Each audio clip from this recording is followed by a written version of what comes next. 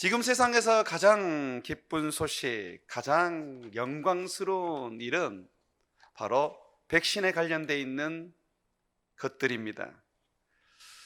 얼마 전 미국 제약사 화이자와 독일 바이오엔테크가 공동 개발한 코로나19 백신을 세계 최초로 접종하신 분이 인터뷰를 하셨습니다.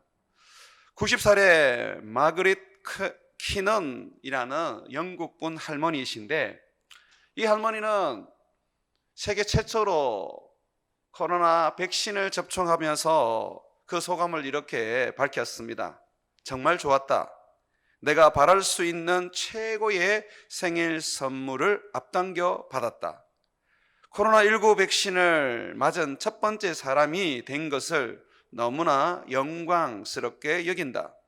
한 해 대부분을 혼자서 보내다가 드디어 새해에는 가족 및 친구들과 보내는 것을 고대할 수 있게 되어서 너무 기쁘다. 지금까지 나에게 일어난 일 중에 가장 기쁘고 좋은 일이다. 참 부러운 소감입니다. 그러나 저는 이분의 그 소감 속에서 하나의 생각을 해보았습니다. 정말 이 시대에 코로나 백신이 가장 우리를 기쁘게 하는 일일까? 코로나 백신을 맞는 것이 가장 영광스러운 일이 될 수 있을까? 키는 할머니의 백신을 놓았던 간호사 메이 파슨스라는 분도 이렇게 자기의 소감을 밝혔습니다. 큰 영광이다. 역사적인 날에 중요한 일을 담당할 수 있어서 너무 기쁘다. 이제 터널의 끝에서 빛이 보이는 느낌이다. 이 간호사 메이 파슨이라는 분의 그 소감 참 공감합니다. 그러나 이 성탄절을 맞이해서 저는 동일한 질문을 또 던져봅니다. 과연 코로나 백신을 맞는 날이 또 그것을 백신을 접종해 준 일이 역사적인 날일까? 긴 어둠의 터널을 뚫고 나가서 끝이 보이는 그런 소망의 날일까? 제가 특별히 이 백신에 대해서 뭔가 폄하를 하려고 하는 것은 아닙니다. 제가 말한 것은 정말 이것이 우리 인류에게 있어서 가장 기쁜 날이 될 수 있을까? 가장 영광스러운 일이 될 수 있을까 하는 부분입니다. 온 인류에게 주어진 가장 기쁜 소식이며 가장 영광스러운 일은 코로나 백신이 아닙니다. 바로 하나님의 아들 예수 그리스도가 이 세상에 오셨다는 2000년 전의 큰 기쁨의 소식, 그것입니다. 예수님께서는 2000년 전 온 세상에 가장 기쁜 소식을 유대 예루살렘 지역에 양을 치던 목자들에게 전해 주셨습니다. 하나님의 전사가 하나님의 사자가 되어서 전령이 되어서 이 땅에 내려와 베들레헴 인근에 있는 목자들에게 예수님의 탄생을 알려주었죠. 그때가 밤이었습니다. 예수님의 탄생 소식, 이것이야말로 온 인류의 가장 기쁜 소식이며 영광스러운 일입니다. 다른 어떤 것으로도 이 기쁨과 영광을 대신할 수가 없는 것이죠. 10절, 11절 말씀 우리 같이 한번 보겠습니다. 천사가 이르되 무서워하지 말라. 보라, 내가 온 백성에게 미칠 큰 기쁨의 좋은 소식을 너희에게 전하노라. 오늘 다윗의 동네에 너희를 위하여 구주가 나셨으니 곧 그리스도 주시니라. 얼마 전 어느 집사님께서 코로나로 인해 힘겨워진 삶의 고통을 말씀해 주신 적이 있습니다. 얼마나 고통이 심하셨는지 그분은 살아계시는 하나님, 그분이 정말 우리를 도우시고 계시며 우리에게 자비를 베푸고 계시는지 의문스럽다고 말씀하셨습니다. 지금 자기에게 들려오는 소리들은 절망의 소리뿐이고 또 할 수 있는 일이라는 것은 한숨과 걱정뿐이라고 하셨습니다. 코로나에 대한 우리의 인내를 이제 한계에 이르게 한 것 같습니다. 이런 고통의 시대에서 코로나 백신이 아니라, 코로나 치료제가 아니라 예수 그리스도의 탄생이 큰 기쁨의 소식, 가장 좋은 일, 영광스러운 것이 될 수가 있을까요? 여러분은 어떻습니까? 백신과 치료제는 코로나 바이러스를 막아주고 또 코로나에서 치료해 줄 수 있습니다. 그렇지만 죄로 인한 무서운 하나님의 심판을 막아낼 수는 없습니다. 죄로 말미암아 주어진 이 세상의 저주를 치료할 수는 없습니다. 코로나는 인간의 죄에 대한 하나님의 징계 중에 하나입니다. 죄로 말미암아 주어진 저주 가운데 한 부분입니다. 한 부분이 치료되고 한 부분이 해결된다고 해서 이 세상에 다시 행복이 오고 기쁨이 오고 즐거움이 오는 것은 아닙니다. 우리의 바람대로 코로나가 종식되어 자유롭게 사람을 만나고 경제가 살아나서 마음껏 일할 수 있다 할지라도 결코 죄로 말미암아 세상을 쓰나미같이 덮치는 저주와 하나님의 심판을 막을 수 없습니다. 그러나 예수 그리스도, 세상에 오신 하나님의 아들 예수 그리스도, 그는 인류의 죄를 씻어주시고 쓰나미같이 덮쳐오는 죄를 단번에 막아내시고 하나님의 무서운 심판에서 우리를 구원해 주십니다. 예수님은 온 세상, 온 백성에게 미치는 큰 기쁨의 좋은 소식입니다. 왜냐하면 예수님은 세상을 구원하러 오신 구원자요, 곧 그리스도, 우리의 하나님이기 때문에 그렇습니다. 다윗의 동네에 양을 치는 목자들에게 나타난 천사는 예수 그리스도, 그분이 누군지 알려주었습니다. 11절 말씀을 다시 한번 보시죠. 오늘 다윗의 동네에 너희를 위하여 구주가 나셨으니 곧 그리스도 주시니라. 우리는 구원이 필요합니다. 이 코로나 바이러스 속에서 백신도 필요하고 치료제도 필요합니다마는 그것이 궁극적으로 죄의 저주에서, 죄의 심판에서 우리를 건져내지 못합니다. 죄의 심판에서 영원히 건져내어 우리에게 영원한 생명을 주실 수 있는 구원이 우리에게 필요합니다. 모든 사람은 죄와 죄의 저주에서 구원을 받아야 합니다. 그렇지 않으면 영원한 고통과 저주에서 헤어날 수가 없는 것입니다. 코로나 백신이 코로나를 막아주고 종식시킬 수 있어도 그 다음에 오는 재앙과 하나님의 무서운 진노는 막아낼 수가 없는 것입니다. 우리는 죄 때문에 고통을 받고 있습니다. 죄 때문에 가난함을 가지고 죄 때문에 질병을 얻게 되고 죄 때문에 서로 미워하고 서로 원망하고 죄 때문에 더 많은 죄를 지어서 사람들을 죽이기도 하고 세상 가운데 온갖 악을 가득 차게 만들기도 하는 것이죠.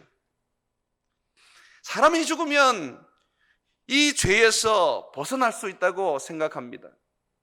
사람이 죽으면 죄의 저주에서 끊어지고 고통에서 벗어날 수 있다고 믿는 것은 거짓말입니다.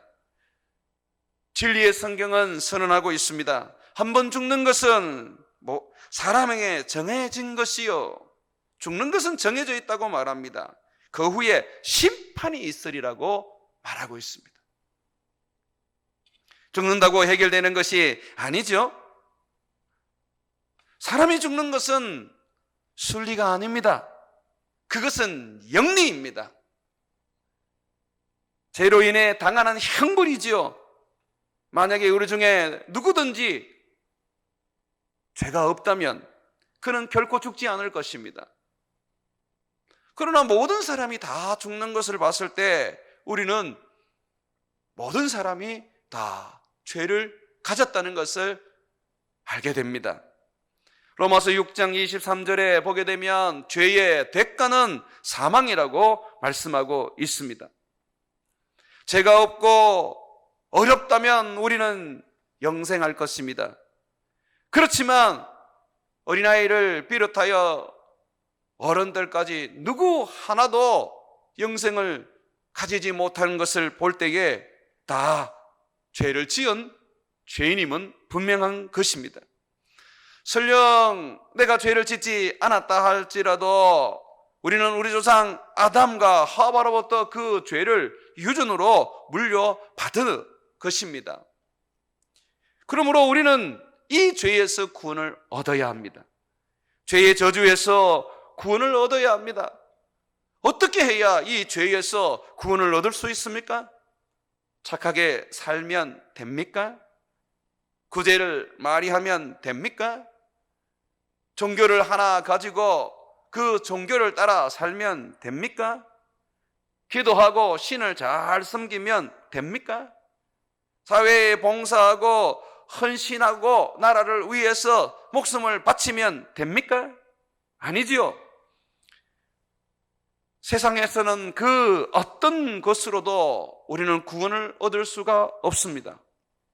우리를 죄에서 해방시킬 수 있는 것이 세상에는 존재하지 않습니다.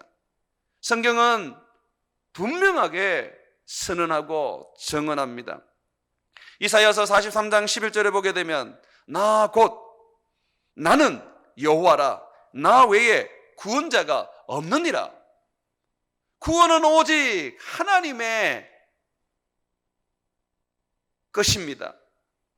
구원은 하나님께 속한 것입니다. 그러므로 우리는 이 죄로부터 벗어나고 영원한 생명을 얻을 수 있는 그 은혜를 얻기 위해 하나님께로 나와야 합니다. 하나님으로부터 구원이 우리에게 주어져야 하는 것이죠. 다른 것은 없습니다. 코로나 백신이 잠시 여러분을 코로나에서 건져낼 수 있지만 하나님의 무서운 진노와 그리고 영원한 형벌에서 건져내지 못한다는 것을 잊지 마십시오. 속지 마십시오. 예수 그리스도 외에 다른 구원이 있다고 말하는 사람들을 말입니다. 세상의 유일한 구원자 하나님은 우리의 죄악을 사하여 주시고 우리를 죄의 저주와 징벌에서 건져내겠다고 약속하셨습니다. 우리가 죄 아래 살아가는데도 불구하고 하나님을 거절하며 멀리 떠나 악을 친구 삼아 살아감에도 불구하고 하나님은 우리에게 구원의 기회, 죄를 사하시고 죄의 형벌에서 건져주시는 그 은혜를 주시겠다고 약속하셨습니다. 그래서 구원은 은혜입니다. 은혜라는 것은 내가 어떤 노력을 통해서 또 어떤 희생을 통하여 얻어지는 게 아니라는 것입니다. 은혜라는 것은 오직 하나님께서 일방적으로 우리에게 주시는 축복이요 선물인 것입니다. 예수 그리스도는 바로 하나님의 일방적인 선물, 축복입니다. 누구든지 그 선물인 예수님을 영접하기만 하면, 예수님을 믿기만 하면 죄에서 벗어나 영원한 생명을 얻게 되는 것이죠. 인간의 궁극적인 죽음, 죄, 그 죄로부터 벗어나고 영생에 이르게 되는 것입니다. 이사야서 40장 우리 한번 보겠습니다. 이사야서 40장 1절과 2절 한번 보십시오. 이 말씀에 우리를 죄에서 건져내시고 죄로부터 사함을 받게 하시고 죄의 형벌에서 우리를 살려주시겠다고 약속하시는 말씀이 담겨져 있습니다. 이사야서 40장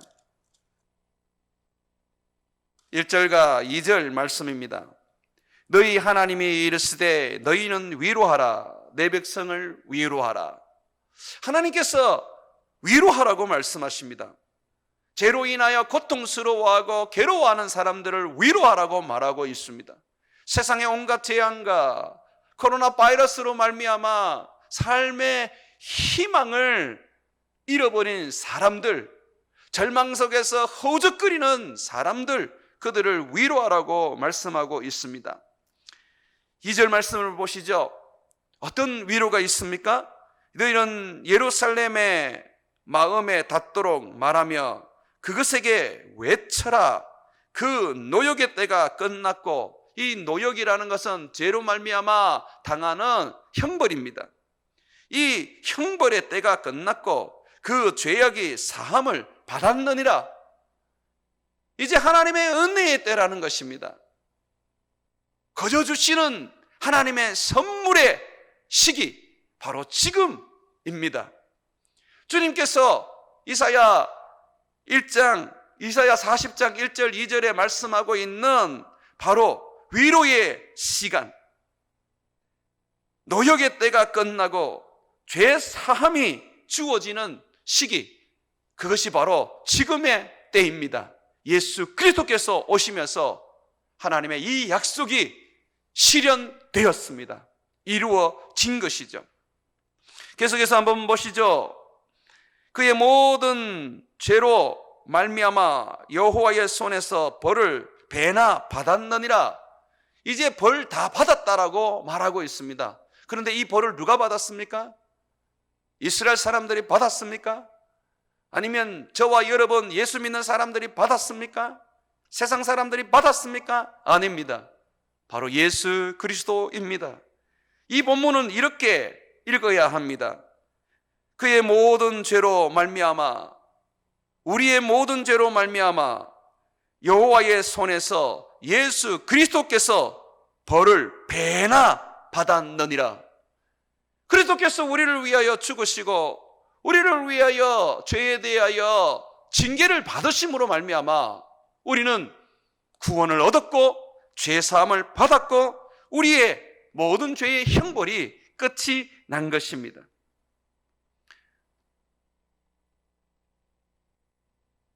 우리 주님께서는 이 약속을 이루기 위하여 세상에 오셨습니다. 이것이 이사야 선지자가 기록한, 선지서를 기록한 이유입니다. 이사야서 40장 이 말씀을 우리가 좀 더 보겠습니다. 3절입니다. 외치는 자의 소리여. 이 외치는 자는 바로 세례 요한을 말하는 것입니다.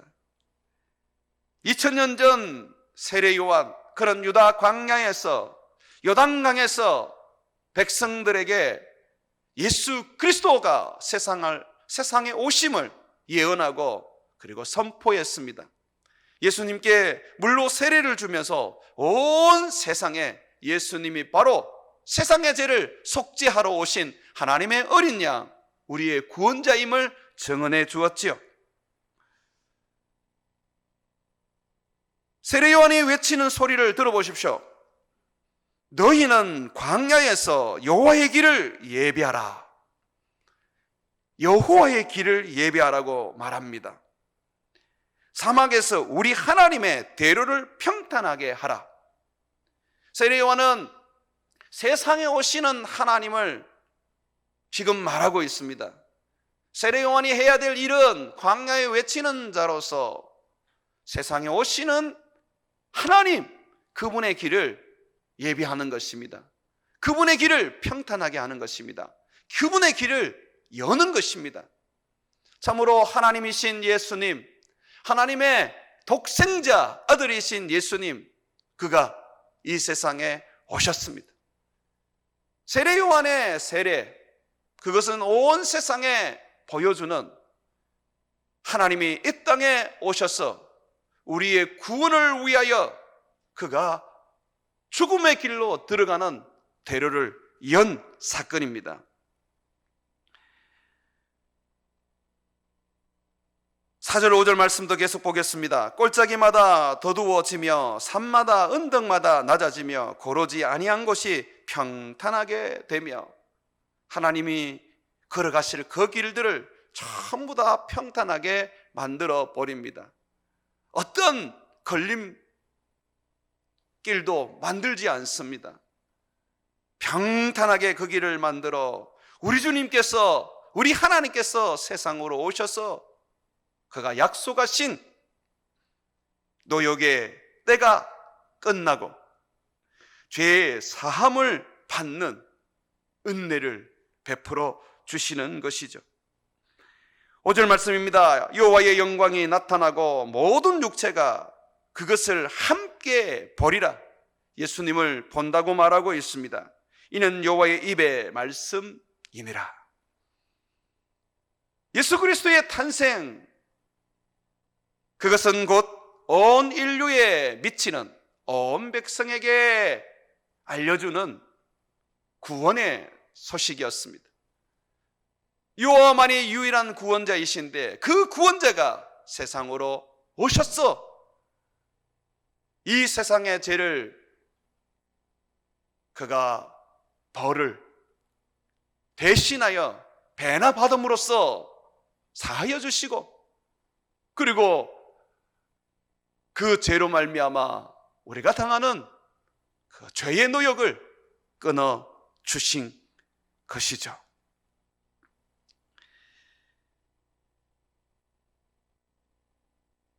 시편 2편 7편에는 2편 7절에는 예수님의 탄생은 바로 하나님이 그를 낳은 사건이라고 말합니다.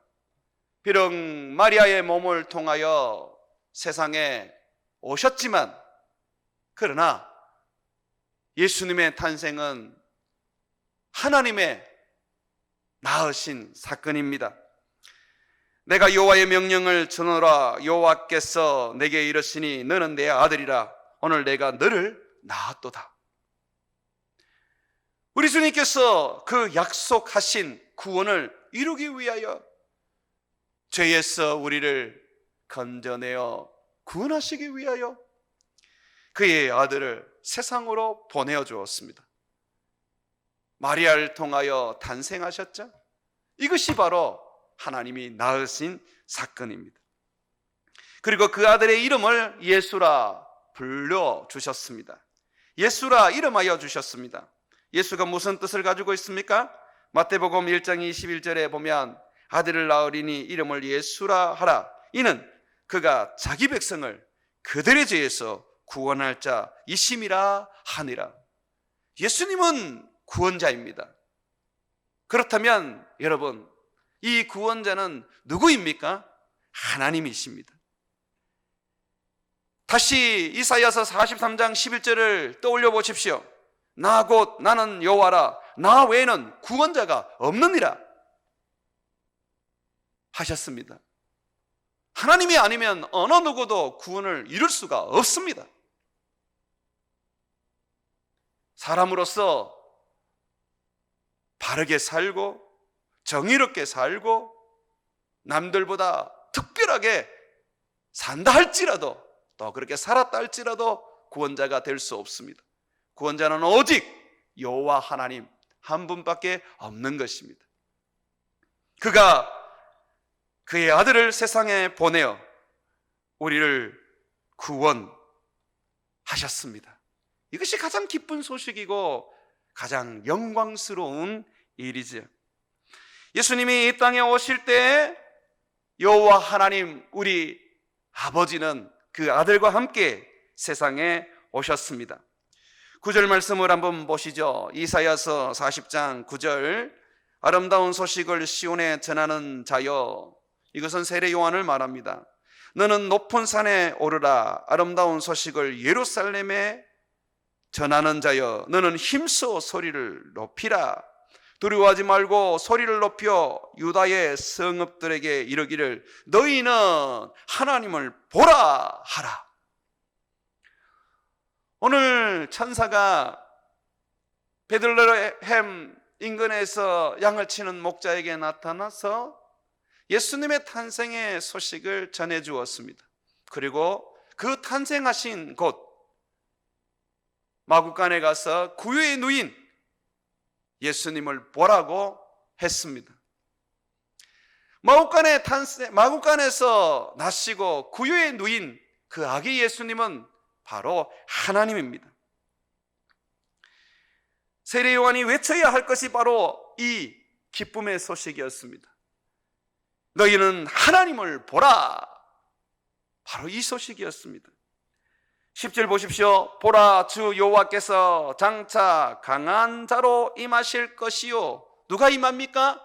여호와께서 임하십니다. 세상에 오신 구원자는 예수님입니다. 그런데 이사야는 여호와께서 임한다고 말하고 있습니다. 여호와께서 임하셨습니까? 예, 임하셨습니다. 어떻게 임하셨습니까? 그 아들과 함께 임하셨지요. 예수님의 제자 빌립은 예수님께 이런 간청을 드렸습니다. 예수님, 여호와 하나님 우리 아버지를 보게 해 주시옵소서.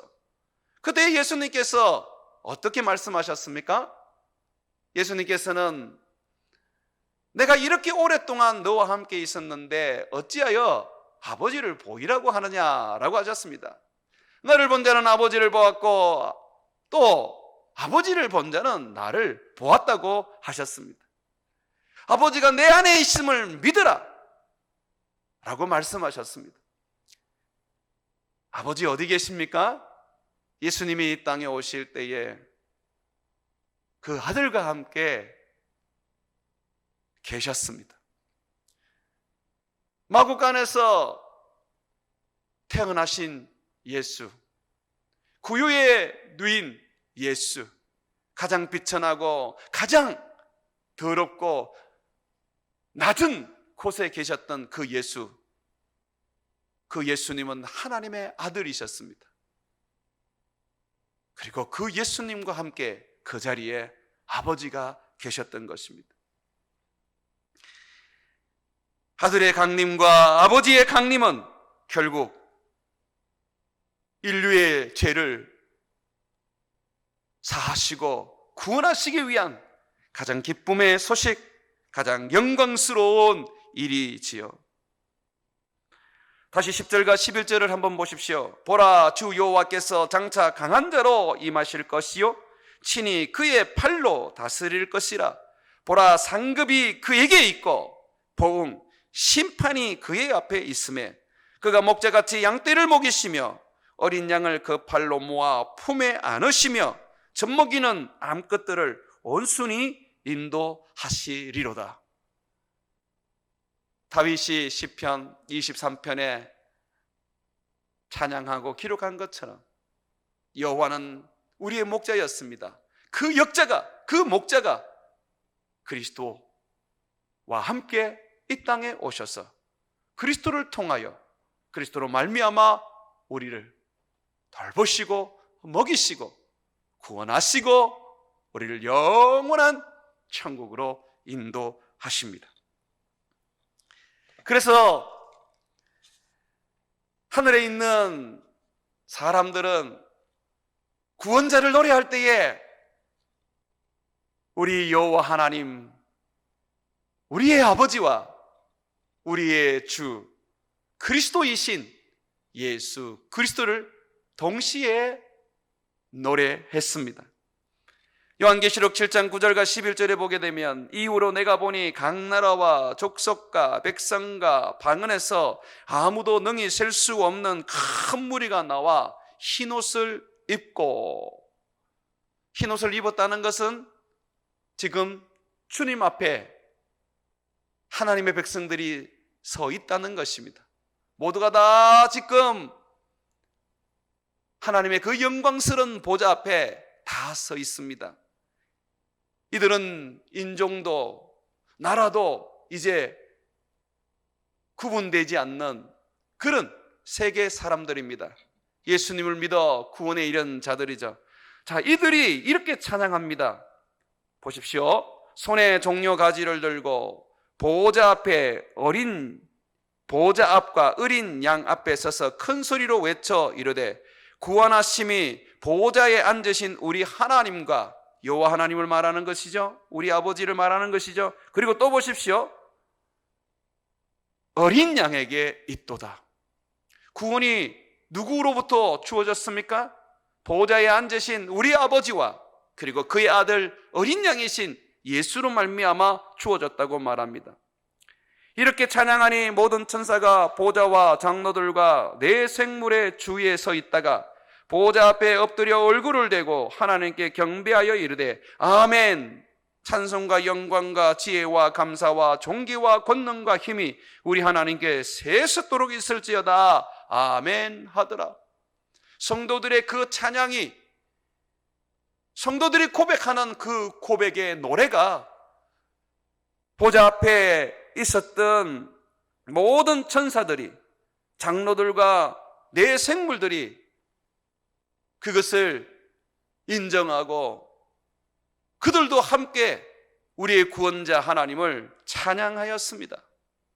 사랑하는 여러분, 예수 그리스도의 탄생은 세상에서 가장 기쁜 날입니다. 인류 역사상 그만큼 영광스럽고 존귀한 날이 없었습니다. 왜 그렇습니까?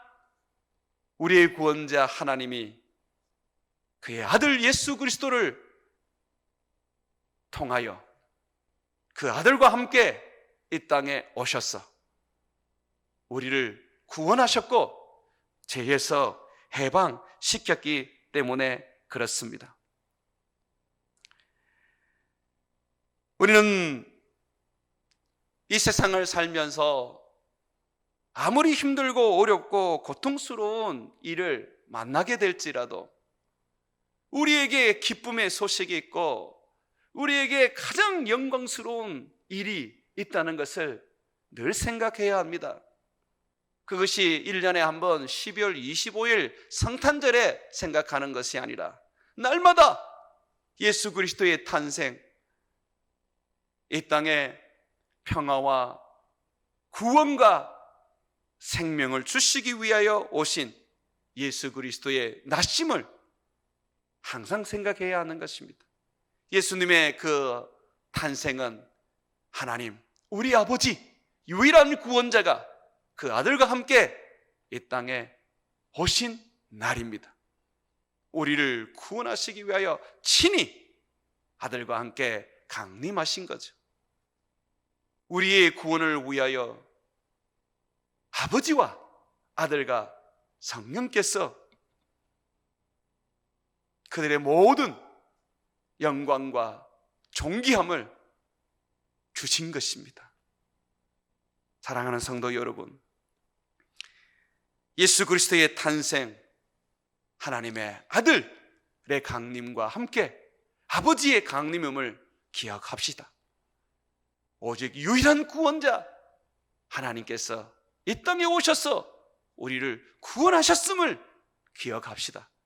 그러므로 코로나 속에서도 또 앞으로 다가올 많은 이 재앙 속에서도 우리는 기쁨을 잃지 않고 이 영광스러운 일을 놓치지 않고 살아갑시다. 사랑하는 여러분, 오늘 천사가 외쳤던 것처럼 우리가 이렇게 한번 외쳐보면 어떻겠습니까? 오늘 다윗의 동네에 너희를 위하여 구원자가 나셨으니 곧 그리스도 주 하나님이시라. 우리를 위하여 큰 기쁨의 소식을 이미 2000년 전에 전해주셨던 주의 그 은혜를 찬양합니다.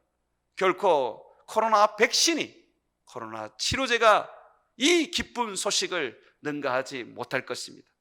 여러분 안에 오직 그리스도만 붙잡고 그리스도만 의지하고 이 성탄의 기쁨을 1년 내내 누리시기를 주의 이름으로 축원을 드립니다.